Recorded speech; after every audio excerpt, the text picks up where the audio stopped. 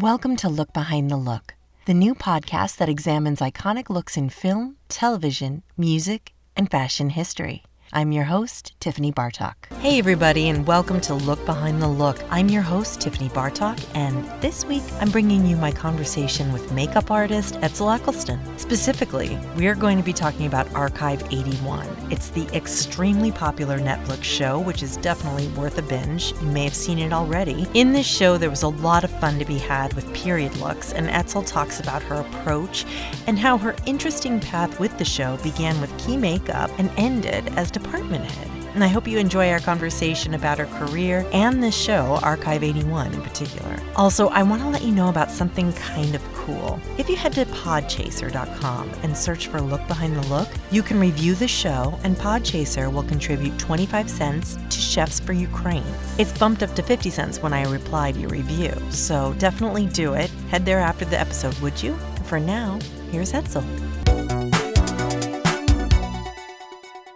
Etzel, it's so good to have you. Thank you so much for having me. Oh my gosh, my pleasure. The show is crazy. We're talking about Archive 81, and it is so crazy, and I want to hear all about it. First, let's talk about how the project came to you and how you got involved in it. Well, the first person that was involved with it, the makeup department head, he went ahead to another project. Okay. So that left the space open for me to go ahead and come in as key. So Perfect. With that being referred for this type of genre, for this type of position, and I was so humbled because I was referred to it by several colleagues because they knew that this is my type of genre. I love that type of special effects, the fact of it being like the boogeyman underneath your bed. And I was referred to it. And I started out as key makeup artist. And for the last couple of episodes, I moved up to department head when a position became available.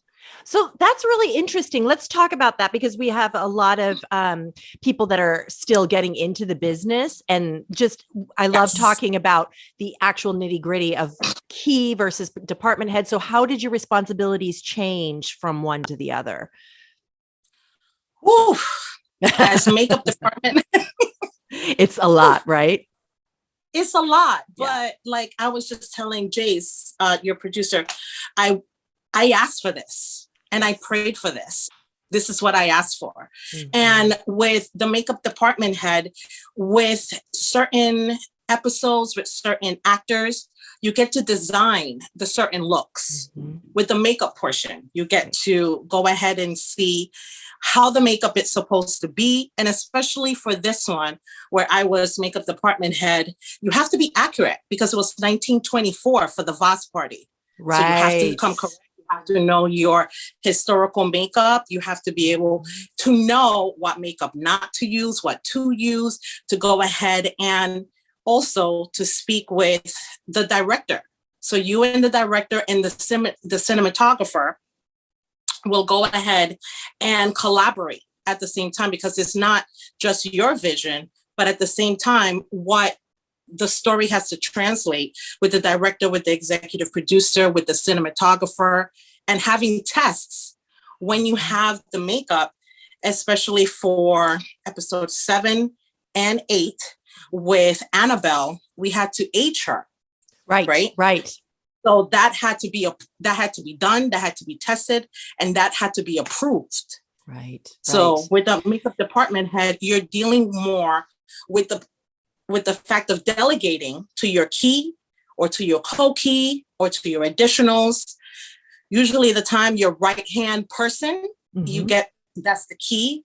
You have them deal with a little bit more of dealing with the rest of the department, whether it be to delegate days, but as a makeup department head, you have to deal more with the production side as well. Yes. Yeah, that's what I don't think anybody really understands is how much of how much you have to think about numbers and, schedules and timing and all of that stuff. It's not the scheduling, especially like, did you go to lunch yet? Please go to lunch. Oh my God, please. I don't want no trouble. Taking care of everybody. Yeah. Yes. because you have to make sure of the fact that your numbers are correct. Yes. If you have certain amount of people that are in the scene, and depending on what year it is, you might not have to have a lot of background makeup artists.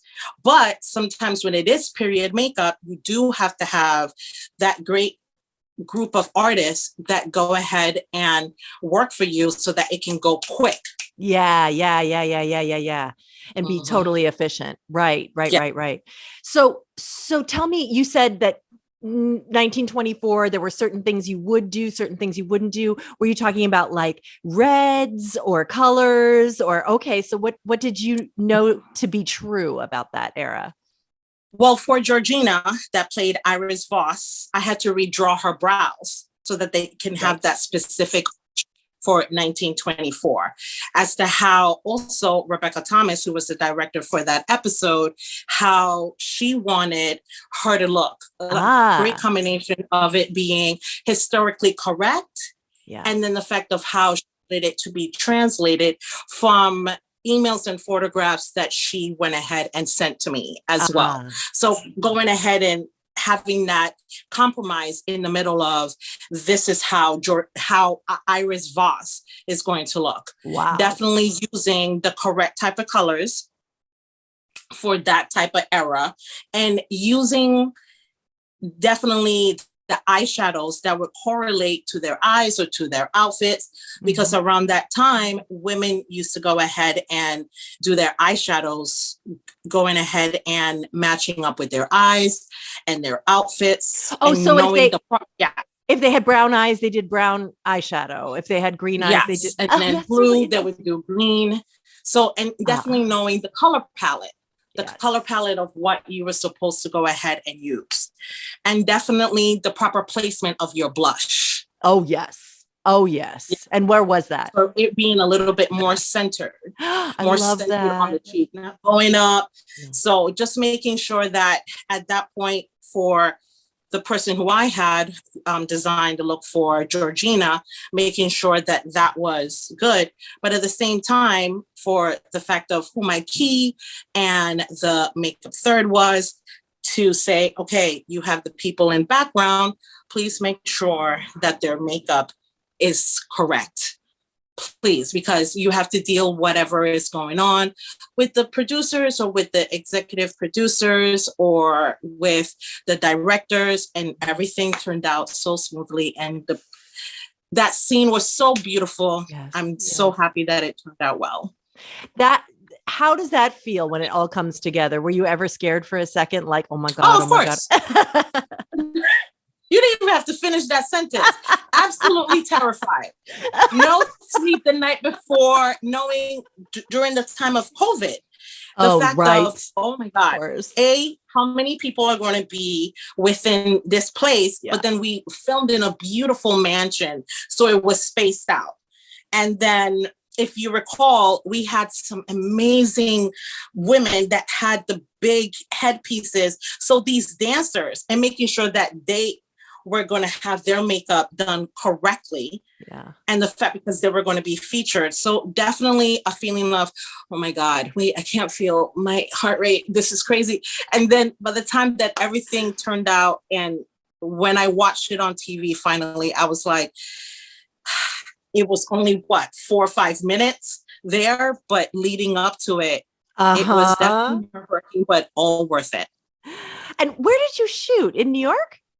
Pittsburgh. That's what I thought. Okay. I saw that on online. And so did you guys all have to move to Pittsburgh for the time being, or were you local? Or I did. I was in New York when I got the call to go ahead and go and do the makeup over there. So I was in Pittsburgh for almost 4 months, and boy, that was cold. New York is cold. Right. New York is cold, but Pittsburgh, in the area where Dan stayed inside of that house, those hills with snow at nighttime, I'm like, this is worth it. I felt like, I love my job. Like Demolos Prada. I was like, love my job. I love my job. Oh But my yes. God, that's so funny. You just have to keep it positive, get that white light. Exactly. Oh, that's amazing. Okay, so I love this that you were the key and then you became the department head, and that was just a complete opportunity, right? That you just seized. Absolutely. And so now how does that change your career? Like, will you going forward only be department head? Oh, no. Whatever the project that comes up, of course, for me personally, I take a look at it to see what the script is, to see who the executive producers are, and to see if it's a proper fit for me. Because sometimes, unfortunately, if it's really heavy in effects, I would go ahead and know that I won't be able to do it, but I would be able to do more of light effects and makeup department head. But it definitely depends on what the project is. Yeah. I may be key, I may be makeup third. At this point, I just really love being able to collaborate and make movies and play cops and robbers. So how do you assemble the team? Do you show up and the team is there, or do you bring girls on and boys on? Yeah. Yes. For this one, I showed up and it was already assembled. Right. Okay. Right. But by the time that I became department head, and that department head that was previously there, that made a move for somebody else to be there. And then you think, okay, who is able to do this, to go ahead and be able to wake up at 2 a.m. or 3 a.m. It is. And be able to do the job correctly. It's really underrated, the stamina that it takes for film and TV. And like, it's really difficult to find people that can hang. I mean, because when you're on set and that girl or boy turns to you and goes, "What time do you think we're going to get out of here tonight?" And you were like, "Oh no, I never want you. I would never want you here again." Never ask me that. There's no way. You just got here and you did that. Absolutely not. Please. Guesstimate? You're cute. Absolutely not. Absolutely not. Like, you are going to be here until the department head or the key needs you. Yeah. This is a hostage situation. Yeah. You need to be cool with that. You asked for this. You agreed to this. Exactly. Oh my God. Absolutely. So really? I go ahead and assemble the people who, of course, that I feel comfortable with, that I can vibe with, because definitely you have to be able to read the trailer. Yeah. You have to be able to read the room. So true. So and true. To be able to know that if certain people are on set, especially when it gets to be, case in example, I'm on hiatus now, so I'm day playing. And there was a very famous producer on set. And the key made sure of who she had there, because she knew that nobody is going to act up. Nobody's going to go up to the producer and be like, "Oh my God, can I have a photograph?" Or "Can I have a selfie?" So you definitely have to know to read the room, to know when to step in. And sometimes that is difficult, but I was very blessed to go into a team that was already assembled and to be able to be part of that for Archive 81. Right. And it looks like there's going to be a season 2. Yeah. I mean, I'm putting it out there. It has to. We got to go back and save Dan. It truly, Sky. I mean, it's right there on everybody's watching this when I go on Netflix, right? Like what do they call it? Like trend. It's not trending, but it's trending or most popular. And it was definitely, my heart was full. It was definitely so full, because when I was getting DMs, I was getting direct messages on Instagram, or I was getting text messages from fellow coworkers like, "Oh my God, this is so good. I had to stop because it was so scary. I can't watch this, but it was so good. This was amazing. When is season 2 coming?" I'm like, "When you find out, please let me know." Yeah. Yes. I loved it. Oh, that's so wonderful. So, Mm. so until this point, how did you get into this business? Like, and into the union, and what's your origin story? Well, once upon a counter, I used to be a map girl. Oh, that's how it always begins. Yes. So At I the Mac worked there counter. for a few years. And then Where? I used to work at Herald Square in Main. No, that place was Literally, crazy. literally at Crazy. one point, I don't know, insanity. Yeah, I worked there I too. asked for it.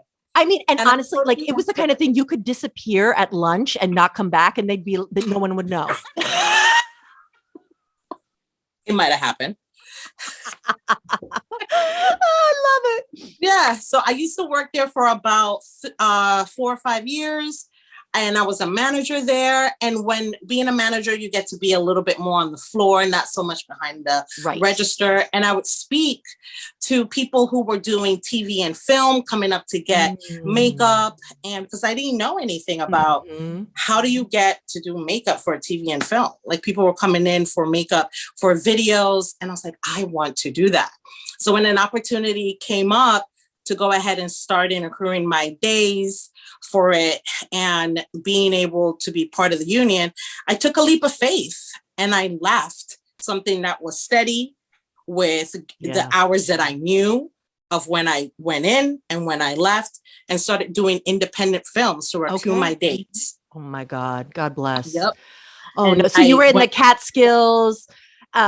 You had to go in random locations on like crazy get into vans, because at that point I didn't have a car. Get into van with strangers at 5 a.m. Try not to get car sick. Like, please call me when you get there. I will, because this looks sketchy. And when you started to see the whole group, and you used to see the vans and the lighting, you're like, okay, everything's fine. All right. Yeah. And then you see the food truck and you're like, all right, I can do this. Where's coffee? The most important thing, because it's still, the sun is not up and we're still trying to go ahead and get everything together. Totally. So I went ahead and I got my days together, and I was able to apply for it. Got in on the first try, thank goodness, because that was nerve-wracking as well. Yeah. To count your days and being able to get referrals and to get the letter of recommendations. So that was great and terrifying at the same time. And then you just start to build relationships with people on set. Of, I can do this. These are my skill sets. And if you could please go ahead and keep me in mind for work. And thank goodness it has 6 or 7 years I've been in the union. It has totally worked out. And I've done some pretty cool, amazing, blessed jobs. As a comic book geek, I've been able to assist people that I never thought in a million years when I was working at the counter that I would be able to go ahead and work with. Oh my goodness. I'm a very lucky girl. What's your most memorable experience? The Joker. Oh, tell me about it. The Joker, assisting Nikki Lederman, being able to go ahead and draw psychotic clown makeup as per her vision, and being able to see Joaquin about 50 feet away was one of the best parts of my career. Absolutely. That's amazing. Yeah. As a comic book fan, I was like, I need to get on this, whatever. I don't care if it's just for one day to be able to be part of the Joker. So what did you do? What did you do besides pray to get there? You have to, when you know that a production is coming, you usually have to get in contact with the person that is dealing with background makeup artists. So you get in contact with that person, that key or co-key, or the department head for background. And you go ahead and you wait to see if there's any space available. And there was, thank goodness. And I was able to be part of it for a few weeks. And one of the best part, I think on my birthday, around my birthday, that I was there and seeing action and seeing the stuntmen doing their things and flipping cars over. And I'm like, this is my job. Like, this is amazing. This is the part. I'm very lucky. This is the part at the end when he goes rogue. And he goes on top of the car, Mm-hmm. and he was like almost kind of he had blood on him. Mm-hmm. And being able to see a rock star like Nikki Lederman going ahead and doing makeup and touch-ups on Joaquin Phoenix, I mean, for me as a makeup artist, that was really great. Of course. Oh my gosh. What was the most challenge that you ever were like, oh no, I don't know if I can do this, and then you had to push through? Fosse. Oh my God. I loved Fosse. Definitely Fosse. Having a pace and definitely being able to do certain type of laying hair at that point. Oh no. Yes, to go and lay hair, which I love, but of course for it to be exact, because this is historical. This happened. So you have to get it right, regardless of the fact. Right. And being able to do that for Sherry Lawrence was really great. Oh my God. Amazing. Yes. Fosse looked amazing. Yes. It was incredible. So that was fun, laying hair for that. Oh. And what are you're day playing now? Yes. I'm day playing. And we're waiting for Archive 81 to get greenlit for that second season. I'm like, all the positive vibes, all the great juju. It's going to happen. Yes. It's going to happen. And hopefully, that I would be called for it. Oh, it would be really great for me to be called for it. Of course. Yes. Mm-hmm. Oh, well, thank you so much for talking to me, Etzel. I'm so happy to hear. Thank you so much, Tiffany. This was so much fun. And I will see you. Thank you for watching Archive 81. Of course. And where can we find you on Instagram? It's Etzel Makeup. Great. Awesome. Thanks for listening, as always, everyone, and thanks for supporting Look Behind the Look and sharing it. Next week, I'll be talking to the legendary makeup artist and community champion, James Vincent. You definitely don't want to miss that. More soon. Look Behind the Look is a Vinyl Foot production, written by me, your host, Tiffany Bartok, produced by Jace Bartok, edited by Nicole Tucker, with art design by Kelly Riley. If you're interested in learning more, find our video version on the YouTube channel, Look Behind the Look Podcast. There you can see rare photos and clips from our guests. And please follow us on Twitter at LookBehindPod and Instagram at LookBehindTheLook. If you like the show, please rate, review, and subscribe. And tell your friends and spread the word. You can subscribe to us on iTunes or any podcatcher of your choice. Thanks for listening to Look Behind the Look.